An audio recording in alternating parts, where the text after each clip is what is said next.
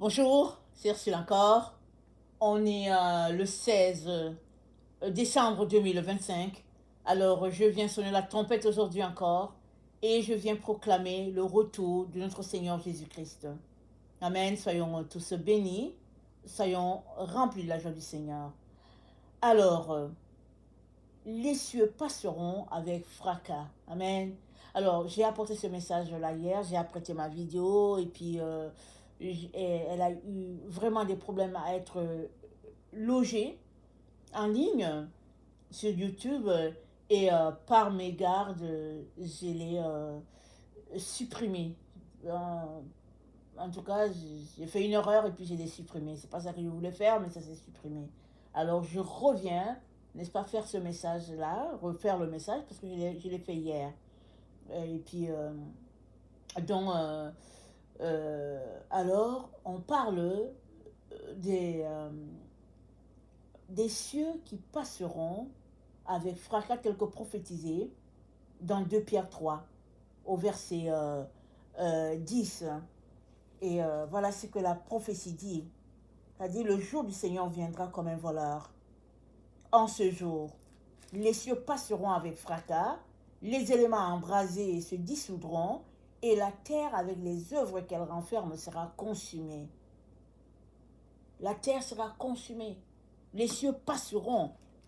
Et puis on peut regarder en direction du ciel et dire, mais ça va passer comment? Est-ce que ça va s'ouvrir, ça va se briser, tout va tomber sur le sol comme un peu des vitres qui s'éclatent. C'est-à-dire, on essaye de s'imaginer comment ça sera. Et ce que le Seigneur est en train de nous dire ici, il est en train de nous dire que il y a des choses qui sont établies, qui vont arriver. Et parmi ces choses établies qui vont arriver, nous avons que ce monde dans lequel nous vivons va disparaître. Et un autre viendra. Et on pourrait s'arrêter pour avoir une référence. Et la référence que nous avons se trouve avec le problème du déluge. Nous savons que, en lisant Genèse, nous sommes informés que il y avait une terre qui a péri par le déluge à cause de la méchanceté des gens. Dieu était tellement dégoûté de tout ce qui se passait sur la terre qu'il avait regretté. C'est dit au verset 5 de Genèse 6, c'est dit, la méchanceté. L'Éternel vit que la méchanceté des hommes était grande sur la terre et que toutes les pensées de leur cœur se portaient chaque jour uniquement vers le mal. Voilà à quoi se résumait leur vie, être portée uniquement vers le mal. Alors, si nous nous arrêtons pour regarder notre monde, on peut dire notre monde s'apparente bien à ce qui s'est passé du temps de Noé. Et on pourrait s'arrêter pour dire, mais comment est-ce que quelque chose comme ça pourrait arriver? Amen, comment? Est-ce possible? Mais n'allons pas très très loin. Regardons juste au cas de Lot. Lot, c'est sûr que ce n'est pas notre génération. Le cas de Lot est arrivé bien avant que Jésus-Christ soit sur la terre. C'est dit que le peuple était tellement méchant. On ne lit pas dans notre... Ça ne se trouve pas dans la Bible Louis II, mais il y a d'autres versions qui parlent du comportement des habitants de Sodome et Gomorrhe. C'était tel, n'est-ce pas, que Dieu a dit, je vais aller voir si ce qu'on me dit est vrai. Alors, quels sont les gens qui font les comptes rendus à Dieu? Il y a les anges qui font les comptes rendus, mais Dieu lui-même, il sait tout ce qui se passe. Alors, Dieu est venu dans Sodome pour voir comment il serait accueilli, à part l'autre qu'il a invité chez lui, qui a invité les anges chez lui. Les habitants de l'autre sont venus, pendant les habitants de Sodome sont venus en soirée. Quand le soleil est tombé, ils sont venus, ils ont dit à l'autre, fais sortir les gens qui sont là chez toi, on veut les connaître. Et puis ils ont commencé à abuser du peuple, à abuser des invités. Tellement les gens étaient méchants. Ils n'avaient pas de respect pour qui que ce soit. Alors, regardons notre monde aujourd'hui et puis tirons-en les conclusions nous-mêmes.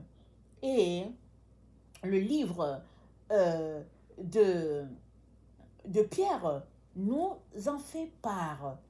Et c'est ça que nous allons parcourir aujourd'hui pour voir un peu si nous sommes dans ce temps-là, ce temps prévu par notre Dieu, prévu par les apôtres. Et je peux dire oui, je peux dire que oui, on est dans ce temps-là, parce que 2 Pierre 3, au verset, euh, au verset 7, nous lisons ceci. Nous lisons ceci. Ok, on va lire à partir du verset 5. Ils veulent ignorer en effet que les cieux existèrent autrefois par la parole de Dieu, de même qu'une terre tirée de l'eau est formée au moyen de l'eau, et que par ces choses, le monde d'alors périt, submergé par l'eau. Ça, c'est le cas de Noé, la situation de Noé, dans le temps de Noé. Tandis que par la même parole, les cieux et la terre d'à présent sont gardés et réservés pour le feu, pour le jour du jugement et de la ruine des hommes impies. Donc, les cieux, la terre telle que nous la connaissons, ils sont réservés pour le feu. Alors, le feu, on a le feu qui brûle, n'est-ce pas? Et puis tout s'en va en cendres. Mais on a aussi le feu qui est les épreuves. Et nous savons que nous passons sur la terre par des temps d'épreuves assez, assez évidents. Et puis assez salés aussi. Et c'est annonciateur de toutes ces choses-là prévues par notre Dieu. Quand est-ce que ça va s'arrêter? On ne sait pas. Quand est-ce que les choses vont se calmer? On ne peut pas dire que ça va se calmer ici, ça va se calmer là. Mais on sait que Dieu nous a dit, le jour du Seigneur arrive. Et ça ne sera pas paix. Voilà pourquoi dans Amos 5, au verset 8, Dieu dit, attends, il y a des gens qui réclament le jour du Seigneur, mais est-ce qu'ils savent que le jour du Seigneur, ça sera brouillard? Ça ne sera pas du tout paix. Et il dit, mais est-ce que les gens savent ce qu'ils demandent? Parce que le jour du Seigneur vient, et qu'est-ce que Dieu attend? Dieu attend de nous un comportement de repentant, un comportement de regret par rapport à la vie que nous menons. C'est ça qu'il attend de nous. Mais il y a pour plusieurs qui attendent le jour du Seigneur, et ils attendent le jour du Seigneur pour partir, pour s'envoler, pour aller dans un lieu de repos parce que la terre, il y a trop de troubles. Mais qu'est-ce que Dieu attend de nous? Dieu attend que, alors qu'il y a le chaos, Dieu attend que on ait un comportement contraire. Un comportement de dire, ok, ce que Dieu aimerait voir en nous, c'est un comportement de sainteté. Alors Seigneur, aide-nous à nous sanctifier. Aide-nous à quitter ces choses-là que tu n'aimes pas. Et puis, aide-nous à compter sur toi, à garder les yeux sur toi et non sur les circonstances qui nous environnent.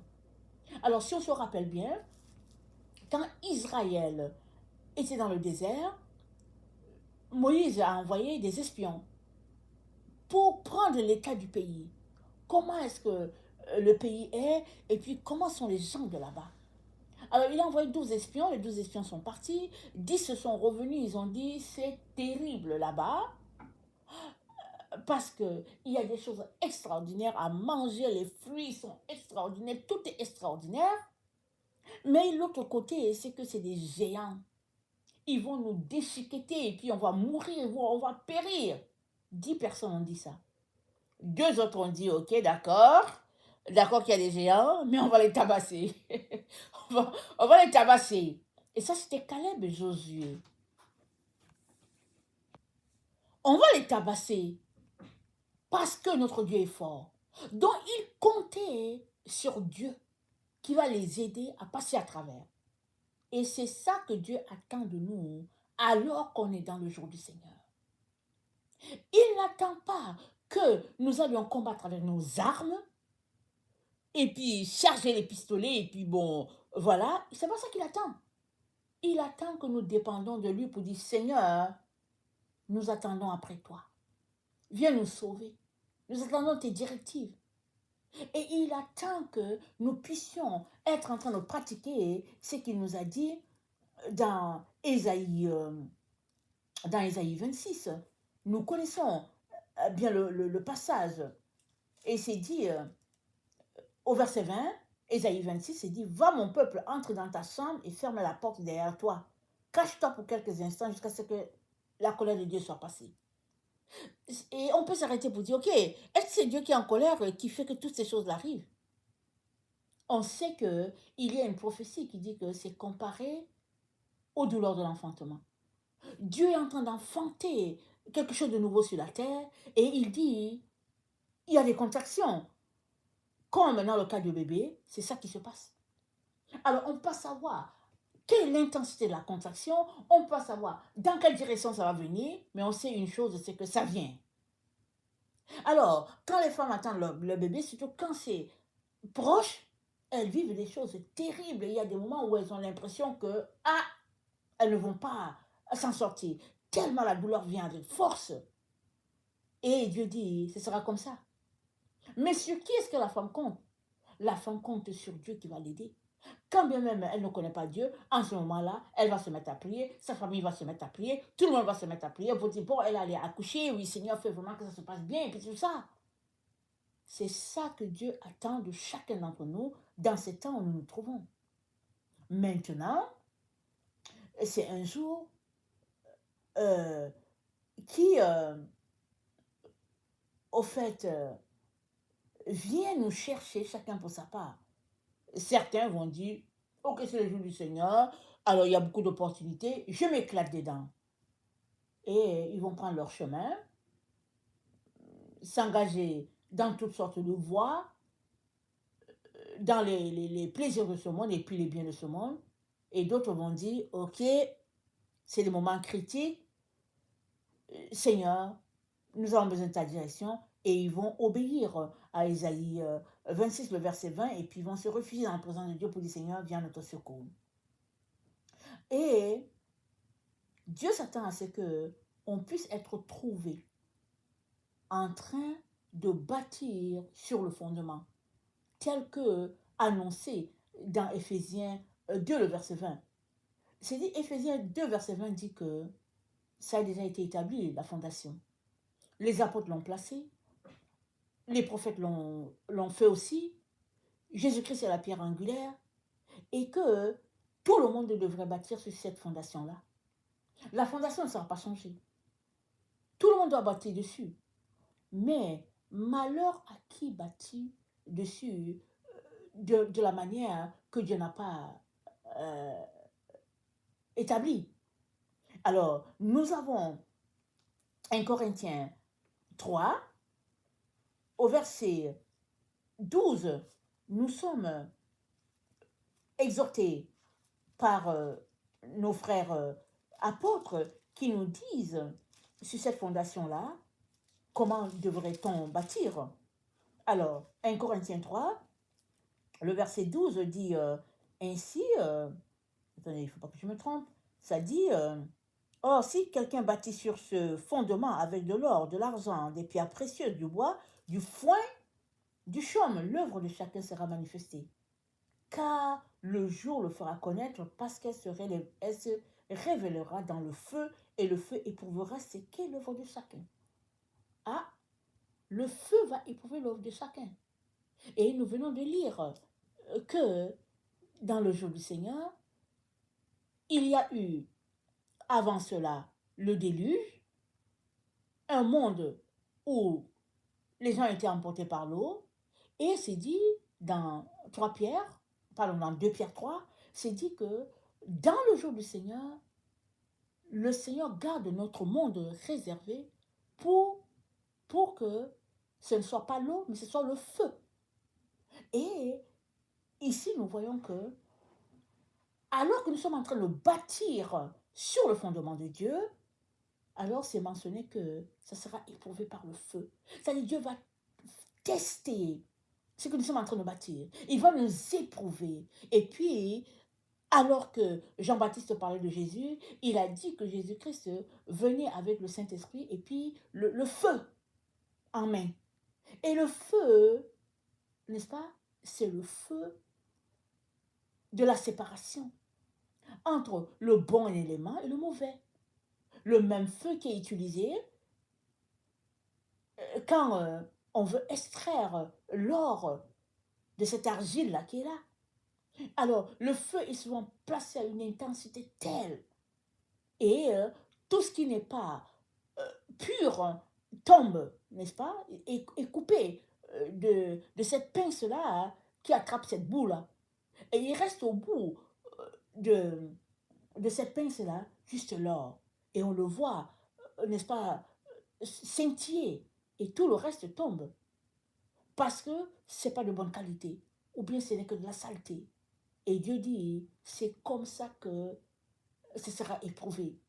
Le comportement de ses enfants, d'abord à chaque jour, et en plus, dans ce temps de la fin où nous nous trouvons. Et c'est dit au verset 14 de 1 Corinthiens 3, c'est dit, si l'œuvre bâtie par quelqu'un sur le fondement subsiste, il recevra une récompense. Mais si cette œuvre est consumée, il perdra sa récompense. Alors, cette récompense, c'est quoi au juste? Alors, la récompense, c'est Jésus-Christ seul qui sait de quoi est fait la récompense de chacun. Mais retournons à cette prophétie-là, où le maître est parti en mission, il a confié des talents à... Il a pris 10 talents, il a confié à 10 personnes. Parce que chacun a reçu un talent. Alors, il y a un qui a reçu un, il l'a multiplié, c'est devenu 10. Un autre a reçu un, il l'a multiplié, c'est devenu 5. Un autre a reçu un, il allait cacher ça dans le sol, il a dit, et puis il a traité son maître de tout et de rien. Le maître est revenu. Et il voulait voir qu'est-ce qui s'est passé. Et le maître n'avait pas une récompense à donner à l'autre qui n'a pas fait fructifier son talent. Il l'a gardé dans la terre, ça n'a rien produit. Mais les autres qui ont développé, peut-être l'un, je ne sais plus si c'était des villes ou quoi, mais ceux-là qui ont fait fructifier leur talent, vous pouvez être sûr qu'ils ont souffert. Vous pouvez être sûr qu'ils sont passés par des épreuves, des feux de la vie. Et c'est le maître qui vient, il donne la récompense. Et notre Dieu nous dit, ce sera comme ça dans le temps du jour du Seigneur. Parce que le jour du Seigneur, quand le jour du Seigneur correspond aussi à son retour. Quand il vient pour régner sur cette terre, mais il ne va pas régner seul. Il vient établir ce monde-là selon ses principes à lui.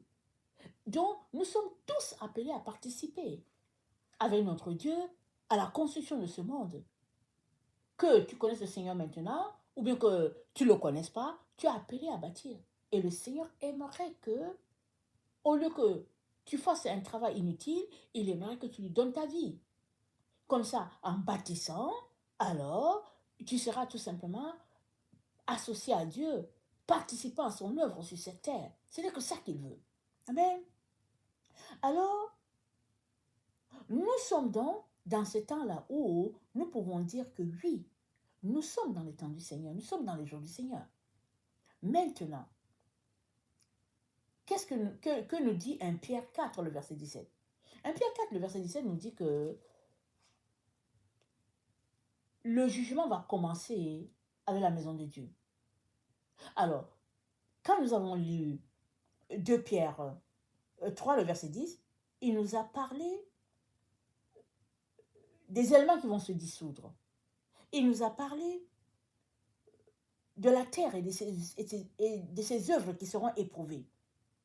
Et alors que la terre est en train de passer par ce temps d'épreuve, Dieu dit, les épreuves vont commencer par la maison de Dieu. Ça ne commence pas dans le monde, ça va commencer dans la maison de Dieu. Et on peut comprendre, n'est-ce pas? Parce que Jésus-Christ est mort, il a sanctifié son Église, il l'a purifiée, il a fait d'elle le joyau. Parce que l'Église de Jésus-Christ, c'est son corps. Lui, il est la tête, l'Église, c'est son corps. Alors, imaginez un être multicolore. Alors, la tête est pure, le corps est plein de saleté. Voilà ce qu'est l'Église de Jésus-Christ jusqu'à présent. Et Jésus-Christ nous dit, faites sortir tout ce qui n'est pas de moi. Parce que moi, quand j'ai établi l'Église, je l'ai établi pure et sans tache. Maintenant, vous les humains, vous êtes allés vous connecter à Babylone et puis vous êtes mis dans la prostitution, spirituel, il dit, sortez de la prostitution, sortez, pardon, de la prostitution hein, et revenez à moi. Parce que j'ai sanctifié mon église, je l'ai purifiée. Jésus-Christ nous appelle donc à tous retourner à lui. Voilà pourquoi il dit que le jugement va commencer par son église. Ça commence là. C'est là qu'il va commencer à nettoyer. Un peu comme quand il était sur la terre, il est arrivé dans le temple, les gens vendaient dans le temple, il y avait les animaux par-ci, on échangeait l'argent par-là, et tout. Jésus-Christ a tout renversé. Il a dit, la maison de mon Père sera une maison de prière. C'est exactement ça qui est en train de se passer en ce moment. Il est en train de nous rappeler que son église est une église à la gloire de Dieu. L'église de Jésus-Christ est une église sanctifiée comme lui il l'est. Il n'a pas sanctifié son église pour qu'on se mette à faire des ventes des dents, et puis des bargains, et puis c'est pas ça. Mais si nous nous arrêtons, que nous regardons l'église de Jésus-Christ, nous savons quelle tendance elle a prise. Est venue l'église de la prospérité, l'église des faux miracles, l'église de ceci, et puis on sait tout ce qui se passe depuis le 19e siècle, le 20e siècle. Voilà ce que l'église est devenue. Et Dieu nous rappelle tous à la vérité. Il appelle toutes les églises à la lumière. Et tous ceux-là qui vont refuser, ils seront juste coupés un peu comme quand l'or passe au feu. Tout ce qui est saleté va tomber dans le feu, ça brûle et puis ça part. Et tout ce qui va rester sur le pince, c'est l'or qui est pur. Et c'est ça que Dieu est en train de nous dire. Dieu compare son église à de l'or. Alors il nous demande de nous sanctifier, de nous purifier et de laisser les autres choses tranquilles. Et puis si nous ne voulons pas, alors s'il vient, alors il y a un groupe qui sera coupé. Ne voulant pas que nous soyons coupés, son amour, sa miséricorde nous rappelle à la raison, nous disant de revenir à notre Dieu dans l'amour de notre Dieu. Alors, qu'est-ce que nous pouvons faire? 2 Pierre 3, le verset 5 nous dit ceci. 2 Pierre 3, attendez, le verset 5 nous dit, attendez, c'est pas ça que c'est pas le verset 5, excusez-moi. 2 Pierre 3, le verset 17. 2 Pierre 3, le verset 17, nous lisons ceci. Eh bien, mes amis, nous voilà prévenus. Tenez-vous sur vos gardes. Ne vous laissez pas entraîner par les impies qui s'égarent et ne vous laissez pas arracher à votre assurance. Les impies s'égarent et ils égarent les autres. Pourquoi? Parce qu'eux, ils ont choisi la voie de l'égarement. Eux, ils ont choisi la voie du mal. Ils n'ont pas de problème dans leur choix. Et ils veulent contaminer les autres qui ont dit, nous voulons aller sur le droit. Et le Seigneur nous dit, tenez-vous sur vos gardes. Voilà les temps dans lesquels nous sommes. Et c'est dit dans 2 Timothée 4 que les gens auront la démangeaison d'entendre des choses agréables. C'est pourquoi les évangiles se sont multipliés. L'évangile de prospérité, l'évangile de miracles, l'évangile de ceci. Il y a des gens qui ont perdu tous leurs biens. Pourquoi? Parce qu'on leur a dit, si vous déposez 10%, ça va multiplier. Alors les gens s'en vont, ils déposent leur argent, leur champ, et puis tout ça, et puis leur terrain, et puis pour que ça soit multiplié. Et puis ces pasteurs portés à l'amour de l'argent, ils ont pris l'argent de plusieurs, et puis ben voilà, ils se sauvent avec, et puis bon, ils se bâtissent des fortunes. Or, Dieu ne nous a pas appelés à nous enrichir. Dieu nous a appelés à paître son troupeau. C'est ça qu'il nous a appelés à faire. Il ne nous a pas appelés à rouler dans les grosses voitures et puis porter les gros vêtements faits d'or ou bien d'argent. C'est pas ça. Le bonheur, ce n'est pas les choses. Le bonheur, c'est de connaître Jésus-Christ. C'est de marcher avec lui. Et c'est de paître le troupeau de Dieu. Il y en a qui ne savent même pas où se placer, ne savent même pas distinguer leur gauche de leur droite. Qui le Seigneur enverra-t-il pour aller les chercher, pour les ramener sur le droit? C'est toi et moi. Maintenant, si nos cœurs sont tournés vers l'or de ce monde, alors comment Dieu va-t-il nous utiliser? Puisque tout ce qu'il va mettre sur notre main, on va l'acheter l'or pour dire, ok, j'ai l'or, et puis voilà, je vais peser ça, et puis ça va faire ceci, ça va faire cela. Dieu, n'est-ce pas, a dit, je vais moi-même passer en revue mes brebis. Je veux moi-même, l'Éternel, m'occuper d'eux. Je veux faire une distinction entre celles-là qui sont grasses et puis celles-là qui sont maigres. Sachant que les grasses, elles se sentent bien enrichies.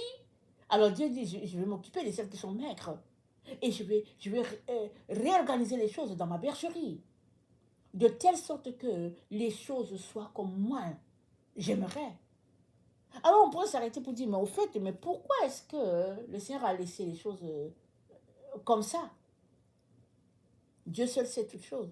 Mais notre Dieu, il est patient. Il est plein de miséricorde. C'est ça que Pierre nous dit. Il dit, ce n'est pas que Dieu tarde, mais il est plein de miséricorde et de patience. Voilà pourquoi il a annoncé son jour, mais il attend que nous puissions changer, que nous puissions revenir de notre égarement. C'est au verset 9, il dit, le Seigneur ne tarde pas à tenir sa promesse, alors que certains prétendent qu'il a du retard, mais il fait preuve de patience envers vous, ne voulant pas que quelques-uns périssent, mais que tous parviennent à la conversion. Le jour du Seigneur viendra comme un voleur, jour où les cieux disparaîtront à grand fracas et les éléments embrasés se dissoudront et où la terre et ses œuvres seront mises en jugement. La terre et ses œuvres seront mises en jugement et nous savons que ça a commencé.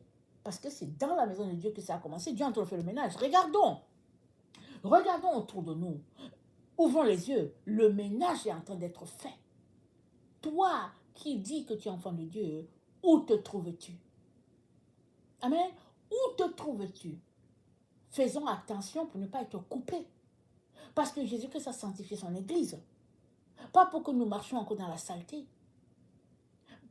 Vous savez quoi? Tous ont péché. Tous ont péché. On a tous péché.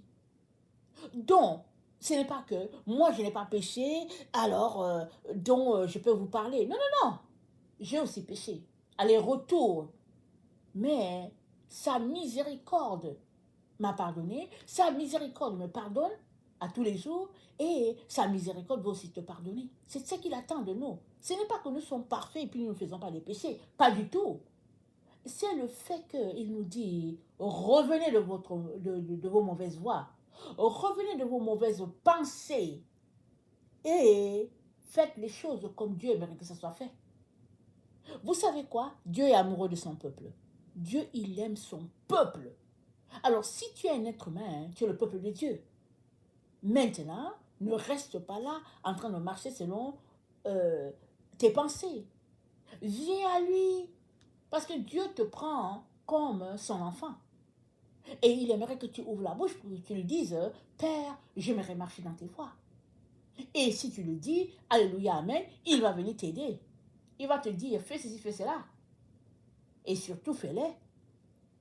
Ne restez pas à dire que, oh, c'est comme ça que ça s'est passé, oh, ça s'est passé de telle façon, et puis on essaie de justifier tout pour ne pas faire ce que Dieu nous demande. Si c'est ça que tu fais, ben tu seras coupé. Mais si tu veux obéir à Dieu, Dieu va venir, il va t'aider, parce que la bergerie de Dieu, elle est grande. Elle est très, très grande. Et Dieu est venu sauver tout le monde, pourvu que tu le veuilles. Regardons un peu dans Zacharie, excusez-moi. Dans Zacharie 4, Zacharie c'est un livre qui est tout proche de Matthieu. C'est les livres de prophétie de la fin. Alors dans Zacharie 4, non, pardon, pas Zacharie 4, Zacharie 2, voilà ce qui est dit. C'est dit, il lui dit, cours, parle à ce jeune homme. Et dit, Jérusalem sera une ville ouverte, à cause de la multitude des hommes et des bêtes qui seront au milieu d'elle. Je serai pour elle, dit l'Éternel, une muraille de feu tout autour, et je serai la gloire autour d'elle. Alors il dit, Jérusalem, les murs seront ouverts. Qu'est-ce qu'il est en train de dire? Quand il parle de Jérusalem, il parle de sa cité. Ce n'est pas Jérusalem que tu vois avec sur la carte. Ici, il parle de la Nouvelle Jérusalem, c'est-à-dire cette cité-là habitée par les enfants de Dieu. Mais cette cité, elle est où? Elle est partout sur la terre parce que les enfants de Dieu sont répandus sur toute la terre. Il n'y a pas un endroit sur la terre où on va dire il n'y a pas d'enfants de Dieu. Ils sont partout. Voilà, Dieu dit, ce sera une ère ouverte. Et les animaux et les humains. Il dit, moi l'Éternel, je serai sa clôture, je vais la garder. Et ça veut dire quoi? Peu importe l'endroit où tu es, Dieu te garde. Dieu veille sur toi. Et qu'est-ce qui va te distinguer des autres? C'est que tu ne marches pas dans les voies du monde. C'est que tu ne marches pas dans les voies de Babylone. Et que tu décides de marcher selon les conseils de ton Dieu. Et là où tu es, Dieu va te garder. Il va veiller sur toi, il va te donner du pain, il va te donner des vêtements. Tu ne manqueras de rien. Mais si tu es là pour une certaine gloire, un certain luxe, parce que tu cherches l'argent, tu cherches un certain nom, alors sache que c'est pas avec Dieu. Non, non, c'est pas avec Dieu. La Bible dit quoi? La Bible dit que Dieu a donné à Jésus le nom qui est au-dessus de tous les noms. Alors, quel nom tu cherches encore? Le nom a été donné à Jésus. De telle sorte qu'on ne peut pas nommer quelque chose sur cette terre sans que le nom de Jésus-Christ soit mentionné. Il est tout en tout, tout a été fait en lui. Et il nous a aimés et il est le seul berger à bord et c'est lui que nous devons écouter. Et il va distribuer, n'est-ce pas, les différentes tâches à faire aux uns et aux autres afin que nous puissions vivre en harmonie et en paix sur cette terre où Dieu nous a placés. C'est ça que Dieu aimerait. Et toute personne qui aimerait, euh, n'est-ce pas, bâtir avec lui, Dieu va le prendre à son école afin que les brebis ne soient plus chétives, qu'elles ne soient plus malades, mais qu'elles aient du pâturage, qu'elles soient en bonne santé, qu'elles aient à manger, et puis que la paix soit en harmonie et que tout puisse reprendre vie. La végétation, la création, tout ce que Dieu a établi, qui a été détruit, infecté par l'ennemi, Dieu nous dit que les choses seront restaurées, comme à leur début. Alors on pourrait s'arrêter pour dire, mais comment? Ça, c'est le manque de foi. Ça, c'est le fait d'être incrédule. Dieu a dit, lui, sait comment il va faire. Toi et moi, notre devoir est de croire et de venir pour lui dire, Père, me voici, prends-moi, utilise-moi pour ta gloire, je vais travailler, n'est-ce pas? Je vais participer à ton œuvre afin que les choses soient comme toi tu aimerais. Pourquoi? Pourquoi est-ce que tu peux faire une telle prière? Parce que tu es son enfant, parce que tu le prends pour ton Père. Et c'est ça que Dieu aimerait pour chacun d'entre nous sur la terre. C'est ça que Dieu aimerait. Il aimerait que cette terre-là, telle que nous la connaissons là, là où le mal règne, il aimerait que cette terre soit une terre paisible, où ce soit le bien qui règne. Alors on pourrait s'arrêter pour dire, ça n'aura pas lieu. Et ça, c'est de l'incrédulité.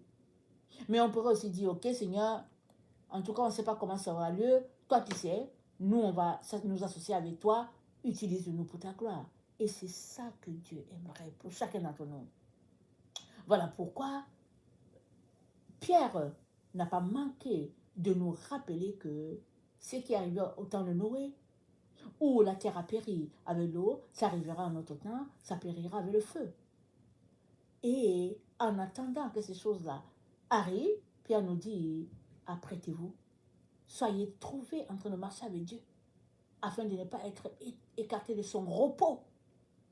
Parce que Israël, en quittant l'Égypte, est passé par le désert, et au désert, plusieurs sont morts. Ils n'ont pas connu le repos de la terre promise. Ils ont été écartés. Et cet exemple physique, n'est-ce pas, montre que c'est des choses qui pourraient aussi arriver spirituellement. Des groupes qui n'entreront pas dans le repos du Seigneur, son repos éternel. Et Dieu n'aimerait pas ça. Alors aujourd'hui encore, il vient et te dit, mon fils, ma fille, change tes voies. Crois à ce que je suis en train de dire et repens-toi. Viens devant Dieu. Regrette ce que tu es en train de faire et appelle-le à ton secours. Et il te donnera de pouvoir marcher dans tout ce que Dieu a pour toi. Amen. Je vais terminer en lisant 2 Pierre, attendez, mon texte, voilà.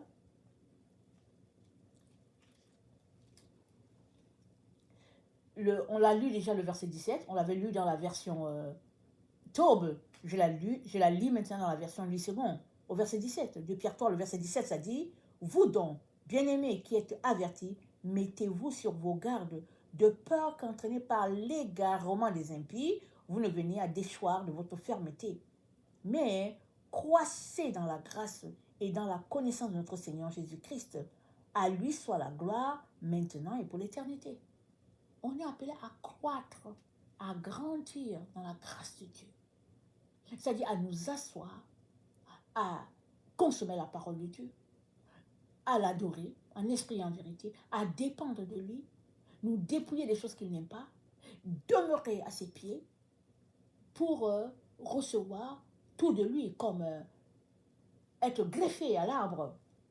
Et si nous sommes greffés à l'arbre qui est Jésus, nous recevons notre sève de lui. Nous recevons tout de lui. C'est ça que Dieu attend de chacun d'entre nous. Mes frères et sœurs, n'hésitons plus. Venons. Et Dieu, qui est l'auteur de toutes choses, n'est-ce pas, de tout changement, est capable de nous changer. Quand tu as l'impression que les choses ne peuvent pas changer avec toi, Dieu est capable de te changer. Quand tu as l'impression que ça ne va pas avec tes enfants, avec ton conjoint, avec ta conjointe, Dieu est capable d'opérer le changement.